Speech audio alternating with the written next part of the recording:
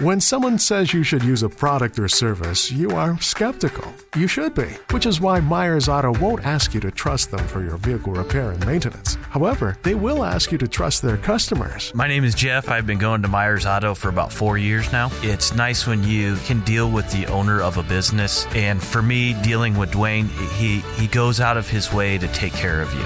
It's always going that extra mile for your customer. Find out for yourself. Myers Auto, just north of L on 140th Street.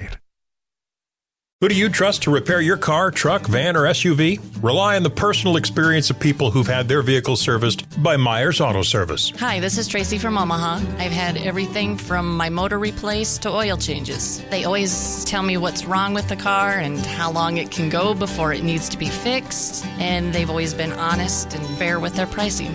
At Myers Auto Service, we don't want to be everyone's mechanic, just yours. Just north of 140th off Old L Street and at MyersAutoservice.com. China, we can only lose, and our love become a funeral pyre. Come on, baby, light my fire. Come on, baby, light my fire. Try to set the night on. Hold on, let me spit my gum out. Hold on. You can start it. Go ahead. Hey, welcome everybody, and this is We Should Be Better at This. See how I nailed that right at the top? Yeah, no, I can't even find somewhere to throw my gum out. This sucks. Okay. Yeah, hi. Throw it at a passerby. I don't. That would be one of my children. That's okay. Damn it, it's your prerogative as the father. You're allowed to do that kind of stuff. I'm Eric Leckie. Prerogative. What is prerogative? Remember the old Bobby Brown song? It's oh, yeah. My prerogative. It was his dance. That's what it was. It was the dance. That's right. How's it going, man? Pretty good. Oh, I think you're pretty ruthless, man. The song you played at the top, Fire by the Doors. Yep. Because everything's on fire. And the a burning entire ring. world is on fire. Southern California is ablaze, but it's standard this time of the year. This happens every damn year in late October, early November, every damn year, and then every year the news media acts as if they're surprised by it. I'm not going to lie. When I moved to California and people said fire season, I laughed hysterically at them. I still kind of do, but it sucks. Stuff burns down. It really does happen every year. Like, think about it. When was the last great big fire that you could remember that was like in February or March or June? Like, it's always October or November every single damn year. Yeah, and it's because of those, what do they call them, Santa Anas? Yeah. Santa Ana winds are these hot winds that blow out towards the ocean, and they kind of whip up and they cause real hell for fire. You know, I mean, of the three, I think we've talked about this before, but, you know, between police, fire, and paramedics, police, sometimes you respect them, sometimes you don't. Paramedics almost just seems like the guys who couldn't quite make the fire academy. Like, they flunked out of fire academy, so they became paramedics. Like, they could do CPR, but they can't carry the dead body upstairs. Right. Like if the paramedics show up, you're like, well, all right, better than nothing. You know, but they really don't have any power. But meanwhile, like, the firefighters are always the ones that everyone loves a firefighter.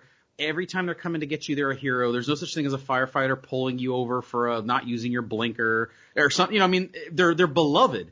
And so my wife actually has a calendar in our garage of firefighters. Oh, yeah. I was going to do that for Monique as her Christmas present. I was going to do the sexy fireman, but just in my fat ass out of shape thing. But I was going to wear the suspenders and hold like a hose between my legs and do like the sexy fireman one, but just it's my pasty white ass. I'm not sure you're going to be able to capture that on film without killing anyone staring at it. We'll be talking Simpsons in a future episode, but do you remember The Simpsons where he's taking boudoir photos for Marge, and the lady's taking the picture, she looks through the lens, she goes, ugh, well, I guess I could put Vaseline on the lens. Totally. That's exactly. So about these fires, you're a little farther east than I am, but I currently have fires north of me, northwest of me, east of me, south of me, and then west of me is the ocean. So, like, it feels like it's like the plot to a movie. Like, I have my back up against the wall, nowhere to go. The ocean is the only thing behind me, and fire's closing in. In a world where Eric needs the rock, not the island that was a jail, the guy that is in every movie. I really need him to put out the fire. Yeah, Not to be confused with Skyscraper or Rampage or San Andreas. Any of those cloned movies. Yeah. Anyway. I'm our back's up just against the wall, and as someone who has just horrible asthma, it is really hard to breathe, man. I mean, my lungs are burning. Yeah. Yeah, are they really? Yeah. I don't have asthma, but we do have some congestion in the house, and when you walk outside, being that we are farther east, and that's where a lot of the smoke was funneled, but now the wind's blowing it more south. We have 2 brand new fires right by us. So we're definitely, I got out of my doctor's appointment today when I text you. There's ash falling on me right now. I think I'm not going to get on the freeway. Yeah, I know. And the freeways actually were a mess. Shut down. All over the place. Yeah, they're shut down everywhere. Yeah. But like I said, it is a season. But what's interesting is, in the past, these fires, I'm a native Californian, grown up here my whole life, so I'm used to these fires. And they're tragic every time because a lot of people lose their shit, man. I mean, their livelihood goes up in smoke. Oh yeah. But this is the first year where I think that it's so much easier to assign blame to a specific company or individual. In the past, it's always been a hunter was shooting something and it sparked off a rock and it started a fire. Or another big one was cigarette butts out the window. People flicking the cigarette butts out the window catches on fire. This past 2 years where we've had these really big fires, actually past 3 years, where we've had like record-setting fires. They've just got worse and worse and worse. Okay. They've all been for the same 2 reasons. Number 1, homeless encampments where a fire gets out of control. Number 2, the electric company, Edison and PG&E, are having problems with their equipment. Their equipment is sparking and arcing, creating an arc, which is lighting all the brush because, in California, our government can't seem to like pick the weeds, the dead brush out of like the middle of the roadway. So it catches on fire and then it just spreads because of these damn winds. But it's just weird because we could actually assign blame. Like we know who did this, Yeah, some people are thinking maybe arson now that the winds are up. People are going around other places, lighting them so it thins out the fire crews and stuff burns and, Thanos wins. Yeah. It's basically what's going to happen. Yeah, well, the snap is coming. The snap is coming in a form of zombies. We're going to call them walkers. Walkers. Now, but are they going to be dead? I mean, we got to have a catchier name, though. I mean, just calling them walkers isn't good enough. Meanderers. Meanderers, yes. Mosiers. That's kind of sounds more like if they were in the Old West. Like if we were doing a zombie show in like Oklahoma, we can call them Mosiers. Yeah, we got some Mosiers down up in here, but that's my old cousins. We don't worry about them. Even the zombies have a Texan drawl. They go, y'all.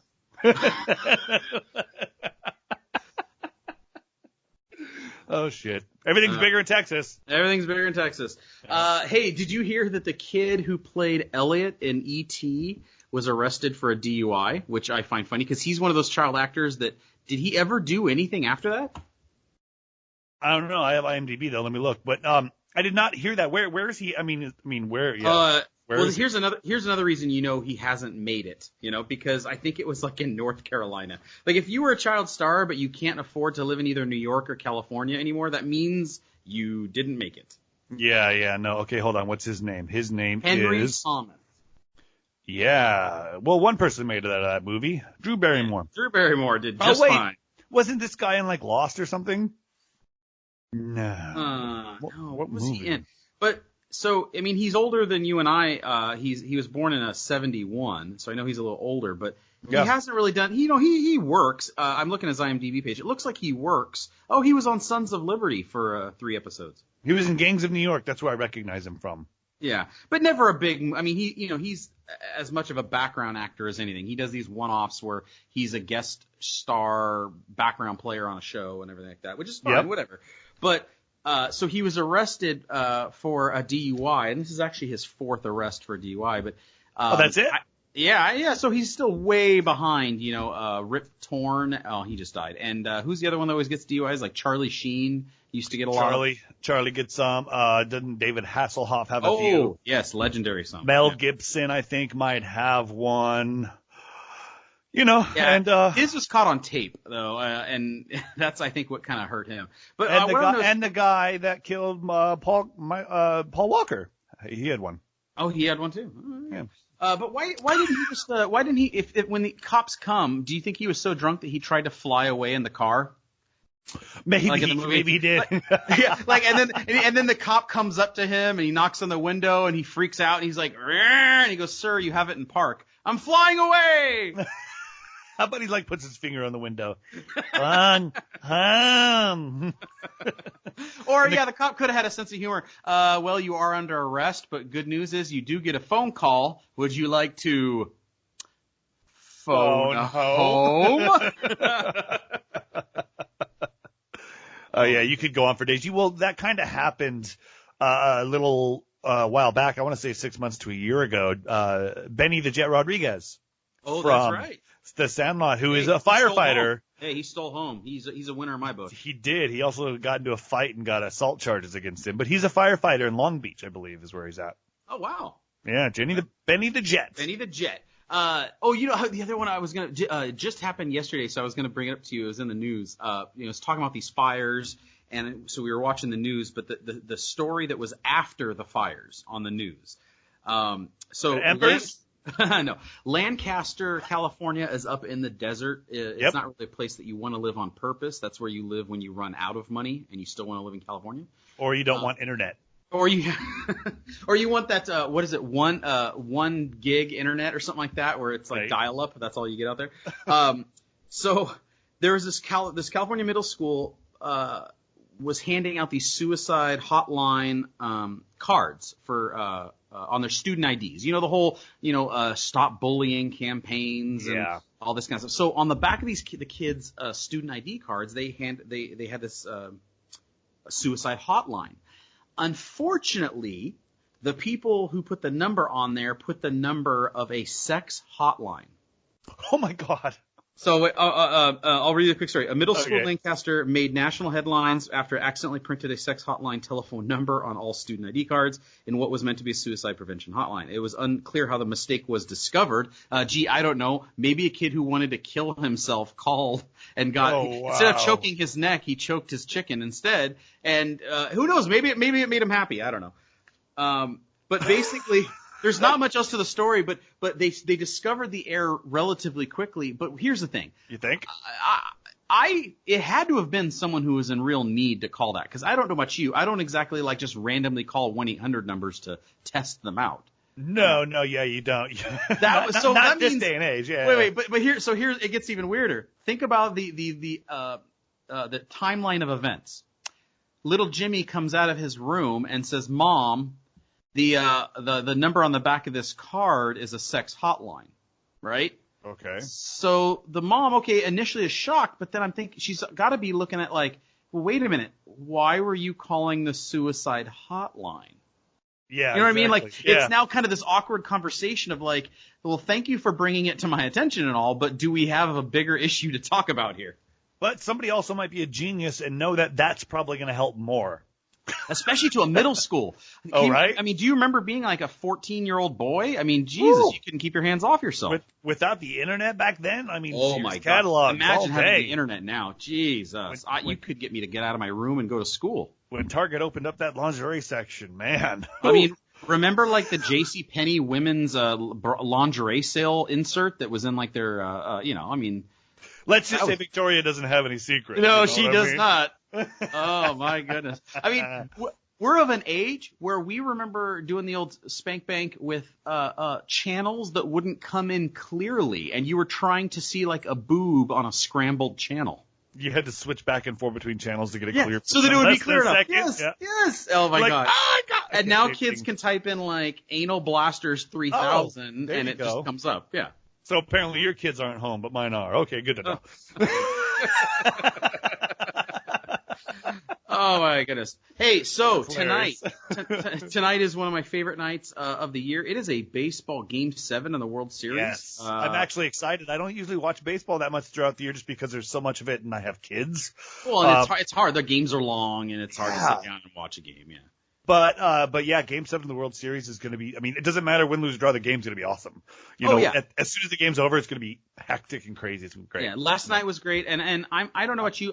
I don't really have a dog in this race, but I'm definitely rooting for the Nationals because, there's a few, former Angels players on that team. And, it's kind of cool to see a city get their first one which I think is kind of cool. And Houston just won it pretty recently. And the other thing is that whole we didn't really talk about it, but what went down with the Astros and their kind of PR nightmare. And I think just the way that was handled so poorly that I'm kind of like, you know what, guys, I'm kind of rooting against you at this point. I agree with you to a point. I think that, like, we shouldn't, Donald Trump doesn't need this. Like, we don't need him walking around going, yeah, when I was president, the Nationals won the World Series because we're born here. We're not supposed to. Too far? Is that too far of a joke? Was I digging too deep in a hole? Yeah. I could have just picked something off the top. Anyway. All right. Well, I tried. Anyway. No, I'm excited to watch it, and, you know, it's going to be Nationals all the way, I think. I'm going to go for them. Yeah, I think so too. And this is the first time in either of the major sports where we reached a Game 7 and the home team has never won. So it's never happened before. So if the Nationals do win tonight, because it is at the Astro Stadium, you will have an entire series played where the home team never won. Wow. See, I didn't even think about that. I haven't been watching that close, but that's crazy. You're right, because is it 2-2-2-1 or is it 2-3-2? 2-3-2. So because the first two games were won by the Nationals, the second two were won by Houston. So that second three. Next three were won by Houston, and then Nationals won last night back in Houston. And then tonight is another game in Houston. So that's just kind of crazy. What time does it start? 5 o'clock tonight. I'll definitely be watching tonight, and I'm so glad. By the way, thank you, Major League Baseball, who you rarely get anything right. You've made nothing but mistakes. Thank you for figuring out to schedule the last game of the World Series not on Halloween night. Guaranteed the World Series will be over tonight, and you don't have to be like, well, I'm trying to watch the World Series, but there's kids at the door, and I'm handing out candy. You know, it would be like scheduling it on the Super Bowl. Like, why? So good job, Major League Baseball, not scheduling it on Halloween. This segment brought to you by Major League Baseball. Bringing you baseball not on Halloween, and probably never going to advertise on this show. Brought to you by Major League Baseball. Where no one under the age of 30 watches us. Brought to you by the Houston Astros, because everything's bigger in Texas, even the baseballs. And the steroids.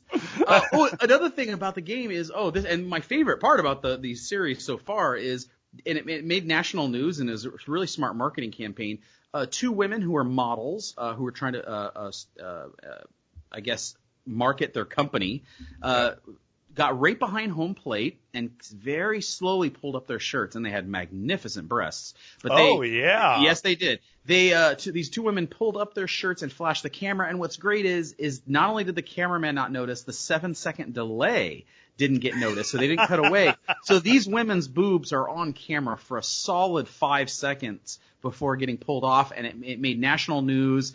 And I think the girl who was one of the models said, I never thought I would see my tiny little nipples on TV. Wow. Yeah, but they got great promotion out of it. But did you see it? Did you see the booby shot? I did not see the pictures. I saw the headlines and I read part of the story, whatever could be put in a tweet. But I thought that they're probably going to get more press out of this than anything else. Their next move should be like NHL. They should do it at the NHL. Really? Yeah, and then after that, NFL. And then they go to like all these different sports, and then they get sponsored, so they write on their chests. It'll be like, these nipples brought to you by, and they have a second layer. It's like pulled off. Can you imagine like 3 different layers? It's like, this left one brought to you by, and the right one's brought to you by.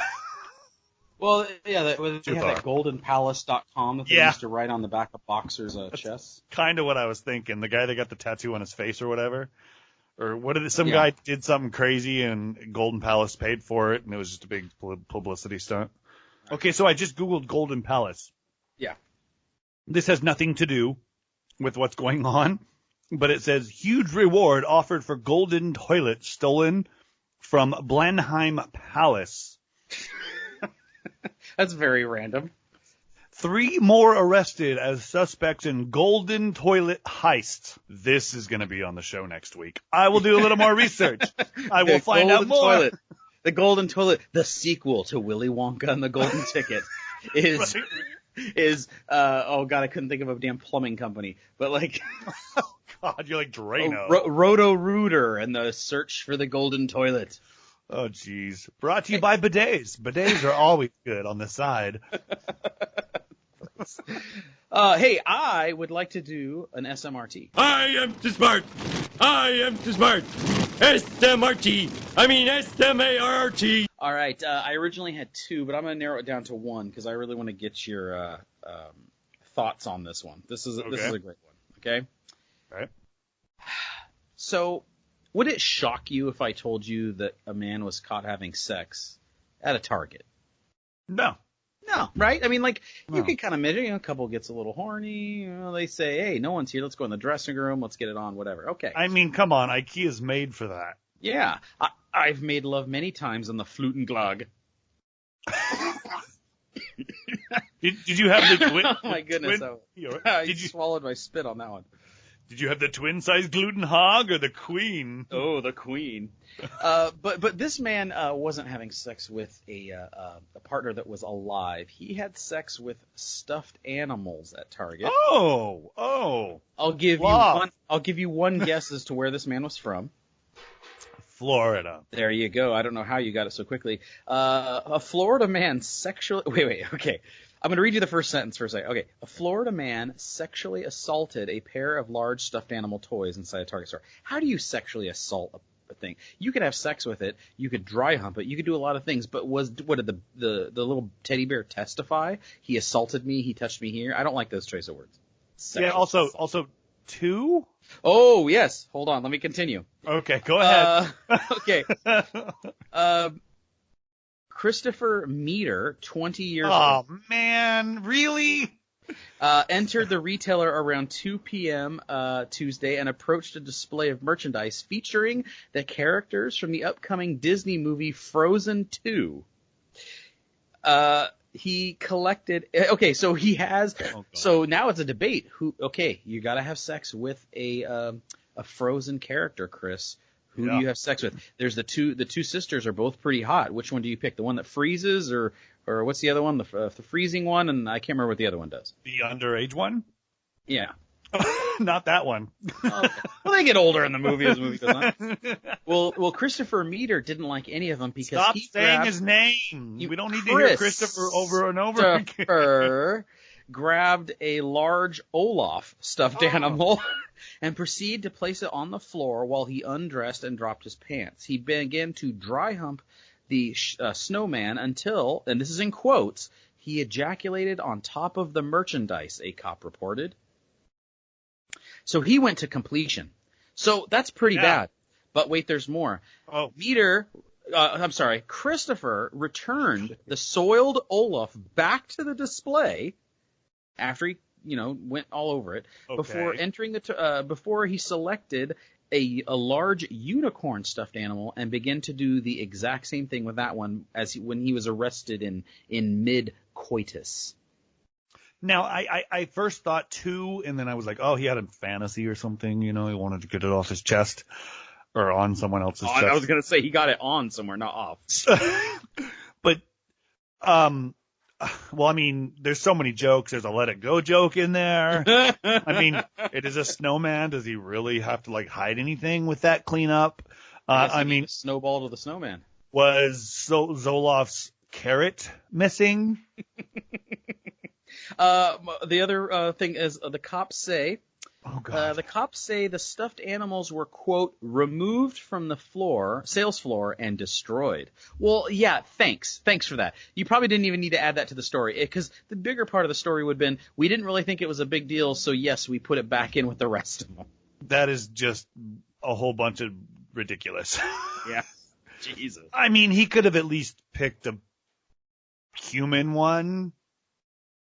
I don't know. Yeah, the going with the Olaf one was bad. But he went to completion on a Target's floor. And oh my God. So he definitely needs to go to jail for a little while. Yeah, and I don't care how much you're getting paid. That's that's something where you go, yep, nope, I didn't see this.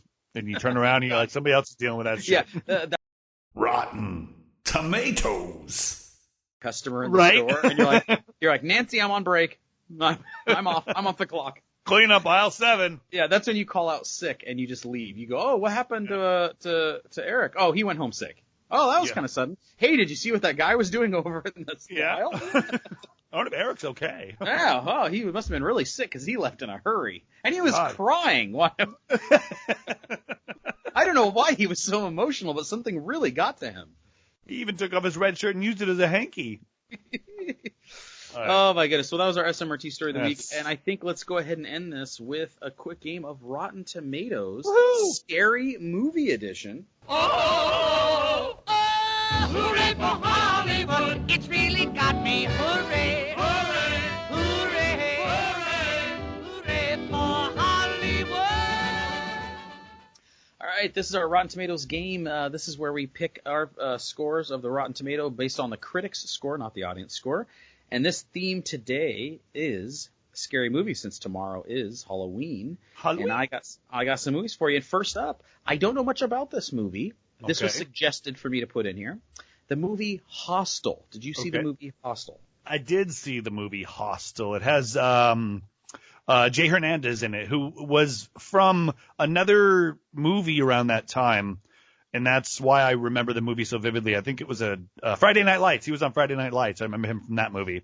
Now, is the movie just about them like traveling or something like that? And they get Cliff Note version. They're traveling around. They go to a hostel. They find out somebody gets murdered. So somebody's going to hostel, killing people.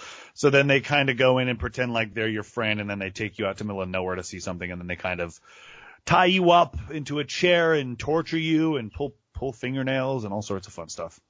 Was it any good? It was all right. Eli Roth wrote and directed it. If you know who that is, he's huge in the, Oh yeah, big time. Yeah. So this was one of his first ones. I would recommend this one, but then stop. There's like 6 more. Don't go. Really? I didn't even know they made that many more. Yeah. Like there's 7 hostels. Oh Jesus. Okay. So there's more, as many Fast and Furious as there are hostels. Excellent. Okay, so I have no idea what score to give this, so why don't you go first, and then I'll cheat off of you. I'm going to say that everybody hated this. It probably didn't do that great. That's why the lead didn't have a huge acting career out the gate. I'm going to say you're probably around a 52. Okay, 52. I'm going to say this is probably worse. I'm going to go 35. 35. All right, next up, I added this one to the list because we just watched it the other night. Monique and I were talking about, hey, let's watch a scary movie that's like a cheesy, like 80s, 70s, 80s, or 90s scary movie. And she said, oh, I haven't watched Nightmare on Elm Street in a while. I said, that's a good one to watch because I don't remember how it holds up. I haven't watched it in a really, really long time. So we put it on and we watched it. And it was better than I thought. As you compare it to some other movies from the time period that are just really, really horrible. Yeah. But at the same time, it was as low budget and cheesy as any 80s movie you've ever seen. But it was still entertaining, and it was fun, and it was pretty funny. I mean, I don't know else. Do you remember this movie? I do. Scare you? No, it didn't scare me, but I remember it was very, I'll choose one of your words, iconical. The hand with the knives and that like scraping on the pipes and the wall and the chalkboard and stuff. So that didn't necessarily scare me, but every time I heard that noise, I thought of Freddy Krueger. And two things about this movie. One, Johnny Depp's favorite, his ex-wives love this movie because he dies in it. Oh, really? Yeah, Johnny Depp. This is Johnny Depp's first movie. Yes, first movie. Yeah, he dies in it. His girlfriend's the lead, I think. And then the other side note about this, I met Robert Englund once. Oh, yes, Mr. Freddy Krueger himself. Yeah, he was about an hour and a half early to an interview he was doing at one of the podcast companies I was working at, and I walked up to him and I'm like, "You're way early." He goes, "It's fine. I'll be good." I go, "Need anything?" And we talked for a minute or two, and I thought it was really cool. He was really chill and like, "I'm just a guy. I'm good. I'm good. Fine." So humble. Probably didn't make a ton of money because back then they didn't have all the residuals and everything. Yeah. He's a horror movie icon. So. Do you remember this movie? Like, have you watched it recently? Do you have? No, not in the last 5-7 years. Okay. Well then, give me what you think the critics thought of this movie. For this one, I'll tell you. I'll go first because you go first. First the last time. Here's the thing. I think it depends on how the critics view this. If they just took it for what it is, which is a cheesy 80s horror flick, it was pretty good. But if you actually wanted to judge us on whether it was a good movie or not, it wasn't. So I'm going to say the critics went kind of in the middle where they said, oh, it's decent. I'm going to say a 65. Okay, I think you're a little high because it was the first of a genre that was there, but it wasn't as commercialized as this movie. Hell, they did Freddy versus Jason. They I know, two of them later on. I know, like 13 years later, after Jason went to like space and Freddy fought himself or something, they did the crossover. But yeah, I mean, it turned into a huge franchise. But when it first came out, I think it probably did not as good as you thought. I'd say, what'd you say again?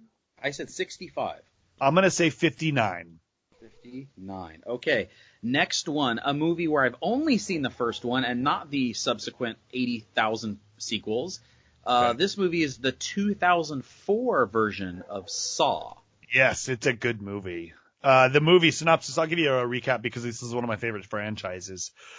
Saw is a movie about somebody making someone else pay because they think that they did something that was unethical.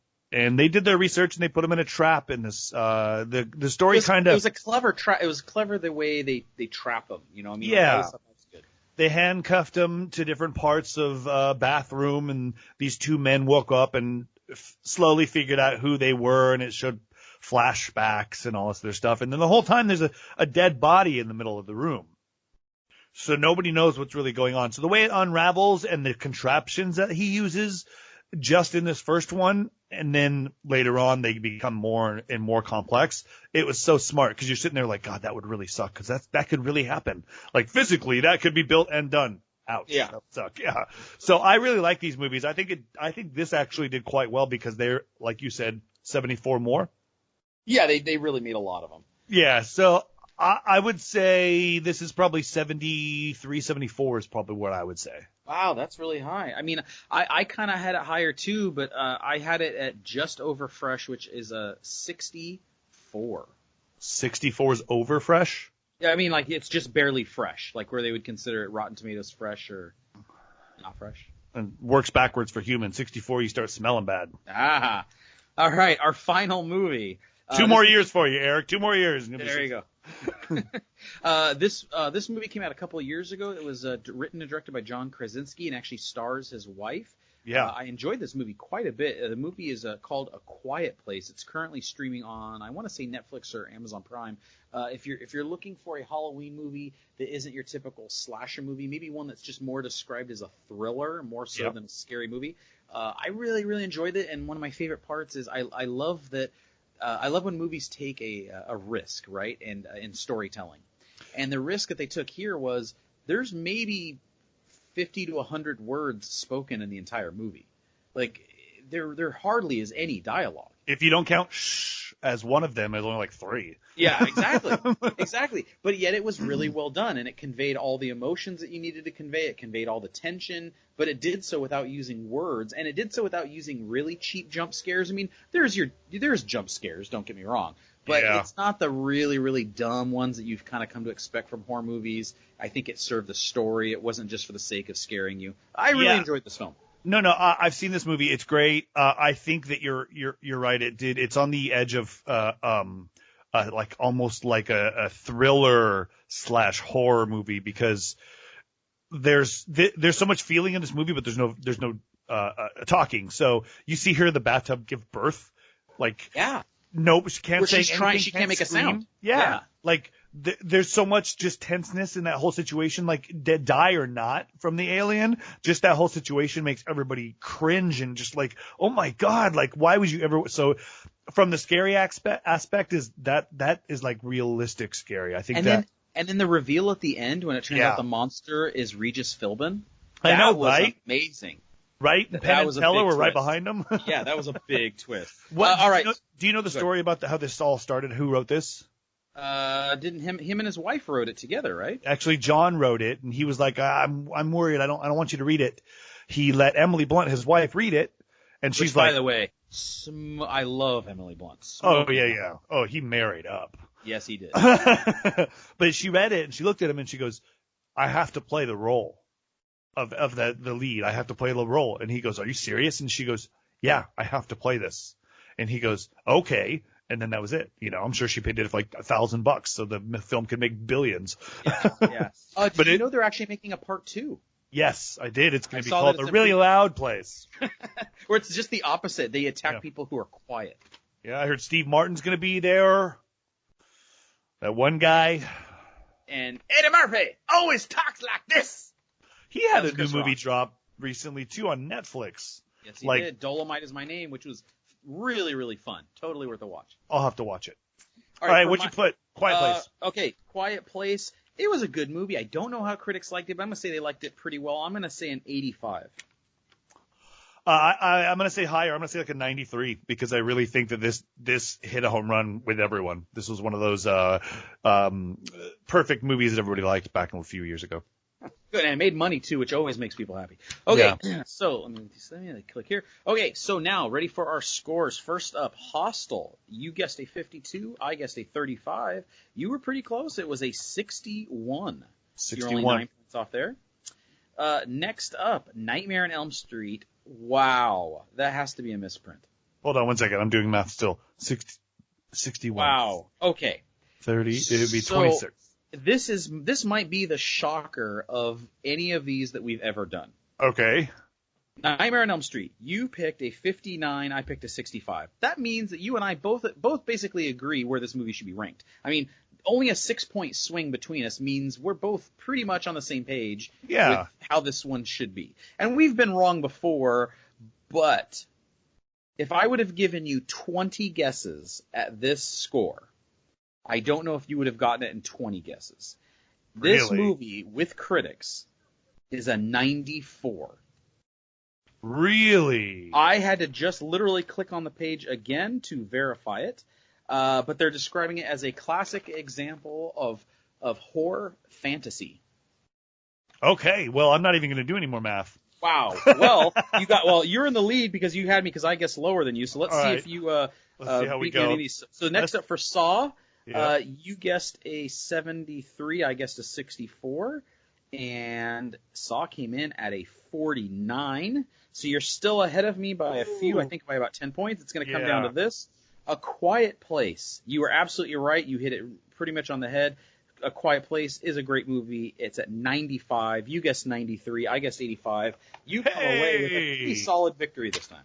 Hello, my baby. Hello, my honey. Hello, my yeah. All right, cool. I kick ass. You suck. And I do suck. Doyle rules. Speaking of sucking, go to This Is Funner and go see many of Chris's many sucky other endeavors. How's that? How'd that feel? You can also buy some of his shitty books up there, too. Oh, yeah? Well, there's also this really horrible podcast filled with despicable people. It's called Conversate With Us. It can also be found. Yeah, well, I slept with your wife. Oh, wait. Hey, man. Too far? No. All right. Hey, so unless there's more fires. No, I don't really care. Unless there's more fires and we all burn, we will see you next week with, I believe, a Simpsons episode coming your way. So stay tuned for that. Oh, yeah. And go to thisisfunner.com. Yeah, check it all out. Follow us on Twitter and do all that good stuff. Thank you all for listening. Rate, review, and subscribe. All right. Catch you later. Bye.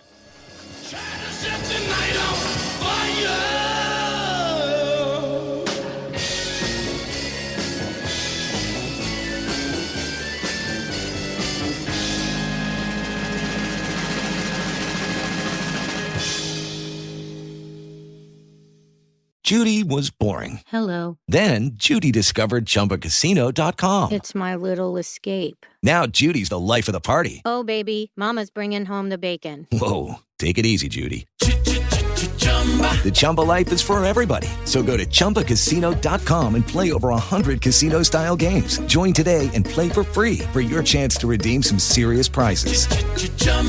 ChumbaCasino.com. No purchase necessary. Void where prohibited by law. 18+ terms and conditions apply. See website for details. Judy was boring. Hello. Then Judy discovered ChumbaCasino.com. It's my little escape. Now Judy's the life of the party. Oh, baby, mama's bringing home the bacon. Whoa, take it easy, Judy. The Chumba life is for everybody. So go to ChumbaCasino.com and play over 100 casino-style games. Join today and play for free for your chance to redeem some serious prizes. ChumbaCasino.com. No purchase necessary. Void where prohibited by law. 18+ terms and conditions apply. See website for details.